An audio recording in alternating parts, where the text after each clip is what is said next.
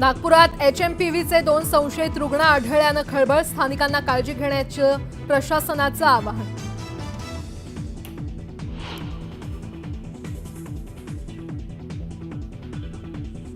सरपंच संतोष देशमुखांचे कुटुंबीय घेणार मुख्यमंत्री देवेंद्र फडणवीसांची भेट। संतोष देशमुखांच्या हत्येप्रकरणी देशमुख कुटुंबीय फडणवीसांना भेटणार। संतोष देशमुख हत्या प्रकरणाचा तपास ही केवळ धूळफेक।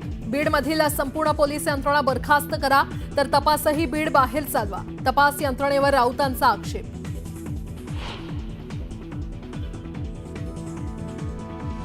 सुरेश धस बोलतात, पण वरून दट्ट्या मिळाला की ते माघार घेतात। मात्र त्यांनी निर्भयपणे लढा सुरू ठेवावा।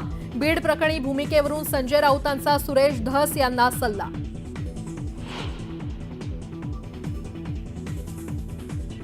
बीडमध्ये वाल्मिक कराडचे अनेक वाईन शॉप, प्रत्येक दुकानाचा भाव 5 कोटी रुपये। दमानियांचा आणखी एक आरोप।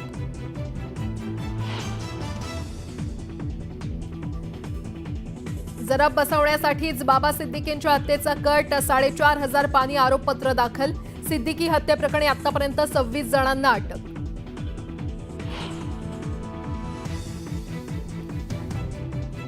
राज्य मंत्रिमंडळाची आज बैठक, ई कॅबिनेटची संकल्पनेचा प्रयोग राबवणार असल्याची माहिती। बैठकीत राज्यातील विविध मुद्द्यांवर होणार चर्चा।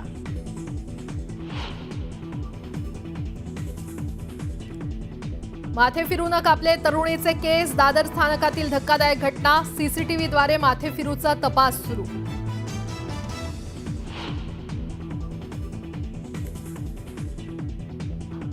उमरेड करंडामधल्या वाघिणीचा मार्ग रोखण्याच्या घटनेनंतर आता राज्यातील व्याघ्र प्रकल्पात मोबाईलला बंदी। पर्यटकांना मोबाईल देण्यास बंदी।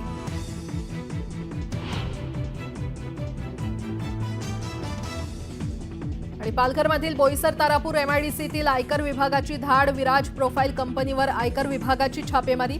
छापेमारीमुळे एमआयडीसीमध्ये खळबळ।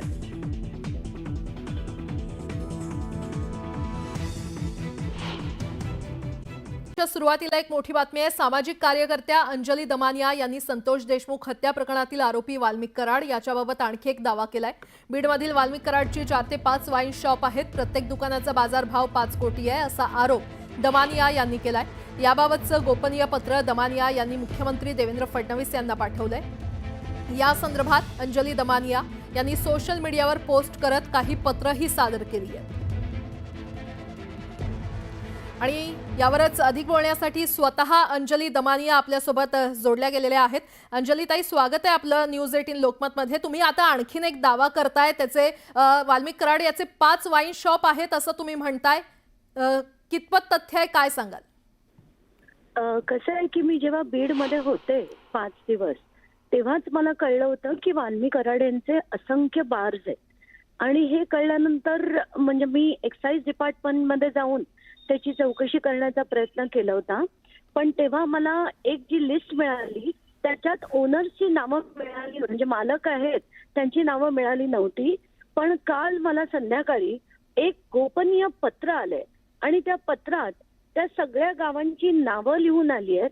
आणि त्याबरोबर एक डॉक्युमेंट देखील आहे, ज्या डॉक्युमेंटमध्ये 1,69,00,000 वाल्मिक कराड यांनी एक जागा घेतली, एक प्लॉट घेतला केस तालुक्याच्या केस शहरामध्ये। आणि तिथे कायदे कसे धाब्यावर लावले जातात त्याचं हे ज्वलंत उदाहरण आहे। त्यांनी ज्या दिवशी ती रजिस्ट्रेशन केलं त्याच्या 1 दिवस आधी त्याच्यासाठी परवानगीचा अर्ज केला। म्हणजे 29 तारखेला 29 नोव्हेंबर 2024ला त्यांनी ही जागा विकत घेतली। त्याच्या आदल्या दिवशी म्हणजे 28 तारखेला त्यांनी एनओसीचा न हरकत दाखल्यासाठीचा अर्ज दिला। आणि 3 दिवसात म्हणजे 2 डिसेंबर 2024ला म्हणजे एकच महिन्यापूर्वी त्यांना 3 दिवसात ती परवानगी, ती एनओसी सुद्धा देण्यात आली। जर आपण जमीन घेतली तर सातबारा आपल्या नावावर व्हायला सुद्धा 15 दिवस हा कालावधी लागतो। ते न होता आदल्या दिवशी ते अर्ज करतात, 3 दिवसात त्यांना न हरकत दाखला देखील दिला जातो। आणि त्या पत्रामध्ये असंही लिहिलंय, अगदी नावांसकट लिहिलंय की अमुक अमुक ठिकाणी त्यांची दारूची दुकानं आहेत आणि प्रत्येक दारूचं दुकान हे कमीत कमी 5 कोटीचं आहे असं मी म्हणत नाहीये, त्या पत्रात लिहिलेलं आहे. आणि हे पत्र मी काल मुख्यमंत्र्यांना दाखवलं सुद्धा आहे. त्याची PDF फाईल सुद्धा मी त्यांच्या OSDकडे पाठवून दिलेली आहे. अंजलीताई, तुम्ही मुख्यमंत्र्यांना हे पत्र पाठवलंय, आता काय कारवाई अपेक्षित आहे? कसं आहे की तिकडे केस तालुक्यामध्ये मुख्य अधिकारी जो असतो त्याला अपॉइंट करू दिलं जात नाहीये आणि ते धनंजय मुंडे यांच्या सांगण्यावरनं होत आहे. आणि हे याचा पदभार जो आहे ते अंबेजोगाईचे नायब तहसीलदार देशपांडे म्हणून आहेत, त्यांच्याकडे हा पदभार दिलाय. तर वाल्मिक कराड यांची सगळी जी इल्लीगल कामं चालतात त्या कामांसाठी यांची मदत आहे असं त्या पत्रात लिहिलेलं आहे. आणि हे पत्र म्हणूनच मी मुद्दाम दिलं की मुख्य अधिकारी का नाही आणि नायब तहसीलदार जो एक ज्युनियर ऑफिसर आहे त्याच्याकडे कलेक्टरनी पदभार दिलाच कसा. तर हे ताबडतोब याची चौकशी व्हावी आणि तिथे मुख्य अधिकारी हा अपॉइंट केला गेला पाहिजे असं देखील मी त्यांच्याकडे मागणी केली. बरं, अंजलीताई, तुमचा मुद्दा लक्षात आला, धन्यवाद. न्यूज 18 लोकमतशी संवाद साधण्यासाठी.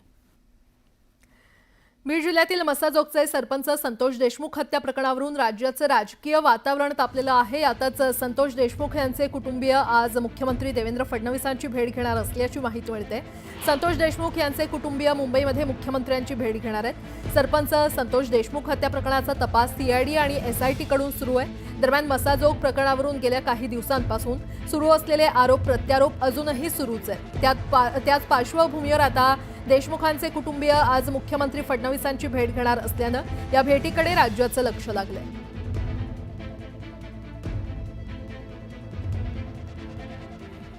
बीडमधील संतोष देशमुख हत्या प्रकरण चांगलंच तापलेलं आहे आणि या प्रकरणावरून खासदार संजय राऊत यांनी पोलीस प्रशासनावर संताप व्यक्त केलाय. बीडमधील संपूर्ण पोलीस खातं बरखास्त केलं पाहिजे अशी मागणी त्यांनी केली आहे. संतोष देशमुख हत्या प्रकरणाचा तपास ही धूळफेक असून आरोपींना वाचवण्याचे प्रकार सुरू आहेत असा आरोप राऊतांनी केला. या प्रकरणी SITतील अधिकाऱ्यांची चौकशी करण्याची मागणीही त्यांनी केली आहे.